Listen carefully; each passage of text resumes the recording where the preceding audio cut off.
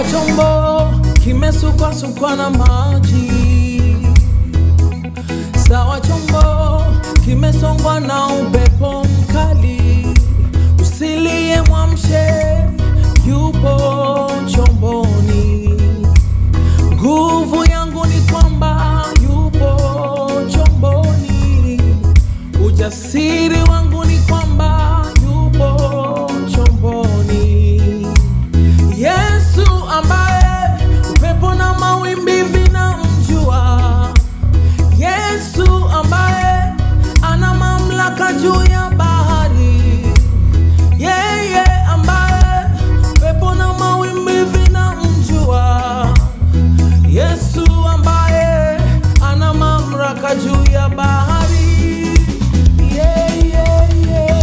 Usiogope uko chomboni, usilie tena, mwalimu wewe atamtuliza upepo. Futa machozi usilie, usiogope uko chomboni, mwalimu wewe atamtuliza mawimbi. Yupo chomboni, usiogope uko chomboni, mwalimu wewe atatuliza upepo. Yupo chomboni, usiogope uko chomboni. Yes, hakika ni baraka sana kuweza kupata nafasi ya kupokea message tofauti kutoka kwa Benjamin Weston ambaye tuko naye hapa ndani ya mjengo kwenye exclusive interview Church Breakfast Jehova Jireh TV. Karibu sana tuweze kuyafahamu yanayomhusu, karibu sana tuweze kufahamu safari yake ya muziki wa injili kwa utukufu wake Mungu Baba. Naamini ilikuwa ni shauku yako. Karibu sana Benjamin Weston. Are you okay? Very much okay. Oh wow. Una vibe, yani una vibe unafanya nionekane kama mimi ni mnyonge. Hapa kuna kuishi kinyonge. Unajua Magupa unaka anapoongea, yani wewe unaonekana unaendana naye useme niko sawa. Niko sawa. No. Benjamin Magupa. Yeah. Ongea sana, unaimba vizuri. Sana ndani ya Church Breakfast. Nashukuru sana hapa mkoa nyumbani. Sawa, ni mpole kwa asili au wewe ni mkali mtu akikugusa maeneo yako? Mimi ni mpole. Toka shuleni kule nini? Wakati tunasoma. Sijui upole sijui nini, yani mimi sifai kukasirika. Yaani unaona hivi ndio.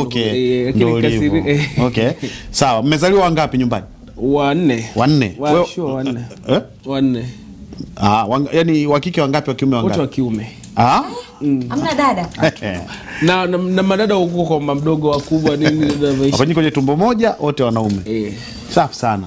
Uko vizuri vidume. Safi kweli. Na pengine sasa katika hao wanne anaimba Benjamin peke yake. Kakaangu wa pili alijaribu kuimba bongo flava. Lakini unajua muziki sio kwa ajili ya watu dhaifu. Ndio. Waambie pale kwenye kamera pale. Music is not for weak. Muziki inabidi wewe umejitoa kabisa kwamba nataka nifanye muziki. Okay, kwa hiyo wewe umejitoa. Sasa mimi sifanyi bongo flava, mimi nafanya kazi ya Mungu. Yeye alikuwa anafanya bongo flava. Hii ya Mungu sio muziki.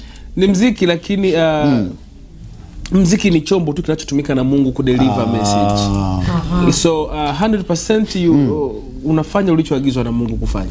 Ulijigundua au uligunduliwa? Nafikiri mimi nilikugunduliwa kufanyaje? Hapana, mimi sikuwahi. Okay. Mimi mpaka naanza kuingia studio na kuja kuimba. Kila mtu ananiambia wewe unaimba, unapiga miayo. Walikuwa wakuelewi. Sikuwahi kupataga ile mimi sijuagi kuambiwa nenda kaimbe, unaimba unajua. Okay. Ni msukumo wangu wa ndani and you go nikaenda.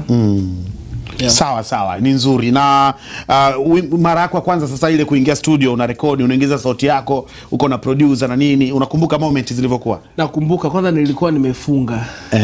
Alafu wakati ule ulikuwa nikienda kuimba. Nini wanasemaga sauti yangu ilikuwa haifiki kwenye note. Okay. Kwa badala kufanya mazoezi mimi nilikuwa napambana na maombi. Kumbe inabidi uende kufanya mazoezi badala ya kuomba, yani just go nafanya mazoezi. Sawa. Nakumbuka hiyo moment. Ulikamilisha vizuri kabisa, ukaingiza sauti yako au ulirudi mara ngapi? Nilirudi mara nyingi sana, ilikuwa mbinde sana. Nakumbuka 2000 na miaka hiyo nyuma tunaanza kujaribu. Oh yes. Inafika miaka mingapi sasa tangu umeanza kuimba? Toka nimeanza kuimba serious kwamba nimeingia kumtumikia Mungu ni mwaka wa 5 naenda. Waangalia basi watu wako. Mwaka wa 5 kabisa. Una aibu. Sana. Wewe ni mtu wa aibu. Mbele za watu au ni hapa tu? Hapana. Basi tu ni